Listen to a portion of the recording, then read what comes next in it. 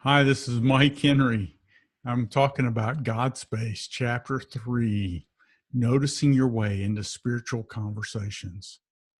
We have the opportunity as we're reading this book, we're reading the first 4 chapters of this book to prepare for the workplace mission trip or the marketplace mission trip, as we're calling it online.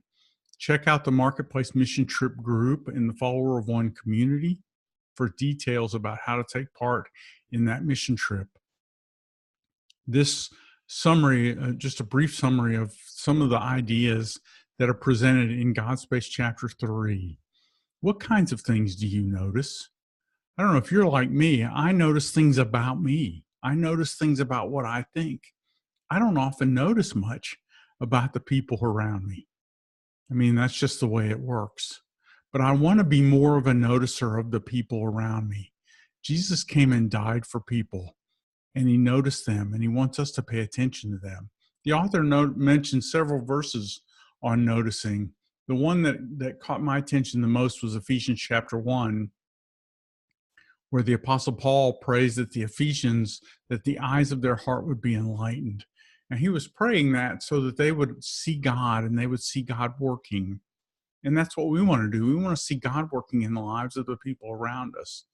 Even in Ephesians chapter 2, we're reminded that God has good works that he has created for us. And our noticing helps us see those works and glorify God by doing them. You know, we all want to be appreciated. And so when we notice other people, we get the opportunity to take part in blessing people and appreciating them. I want to notice and appreciate people because I want them to enjoy conversation. I want to live a life that can't be explained any other way. And I want them to enjoy having dialogue with me about things that are just kind of outside of the normal, because I think it's exciting to engage in conversations about what we truly think about life and about spiritual conversations. In this chapter, Doug Pollock mentions 2 videos.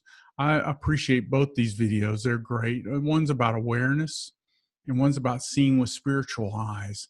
And information about those 2 videos is in the body of the post below. You can click the links and watch those videos and sharpen your own awareness.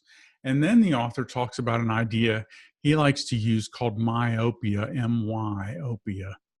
It's how we put ourselves in a position of spiritual blindness or visual blindness because we just get too busy and too selfish. Our flesh and our world are all aimed at our own selfishness, and we miss opportunities that God presents in the lives of other people because we're too selfishly involved. He talks about it being an intentional blindness. We become intentionally blind. I think sometimes we just focus all of our energy and all of our attention on ourselves, like I mentioned earlier. And one of the interesting things about this chapter is it's just screaming for a great workplace illustration, and the author really didn't have one. And so I wanted to give you an illustration in the workplace. I've learned one time about a coworker who got a divorce while we were working, and I never even knew it was going on. I never knew his wife was divorcing him. Another time, I sent a man out of town when we were in the trucking business, and I didn't even know his wife was in the hospital. And he didn't tell me until he wasn't going to get back in town in time to pick her up at the hospital. I'm just amazed at how oblivious that I can be. Maybe you're not like that, but I can get so absorbed. And in our workplaces, we can get so absorbed in deadlines and task accomplishments and things that have to be done in a certain order or a certain way. And we just don't notice the people around us and the people that are doing those things.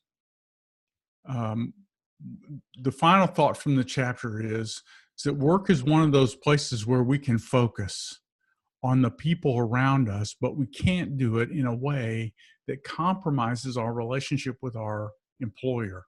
We still have to do a great job, which means it's incumbent upon us to do our work early and to do it very well, so that when we are interrupted, we're not shortchanging anyone, we're not delivering things late, but we're instead making sure that our job got done early so that we can be interrupted. Notice others to create God space and prepare. We've only got one more chapter before we're going to go on the workplace mission trip. So our next episode will be chapter 4, and which is about serving others. And then we'll do our workplace mission trip, where all we do is notice and serve.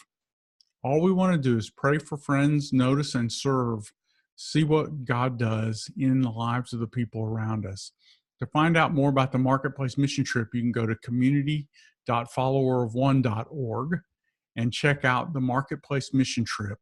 You can sign up there and join our group, watch the rest of these videos on the book, and be ready to go on the trip soon. I am excited about what's going to happen in and through you, in the lives of your coworkers as you take place in this effort. Thank you very much for being a part of this.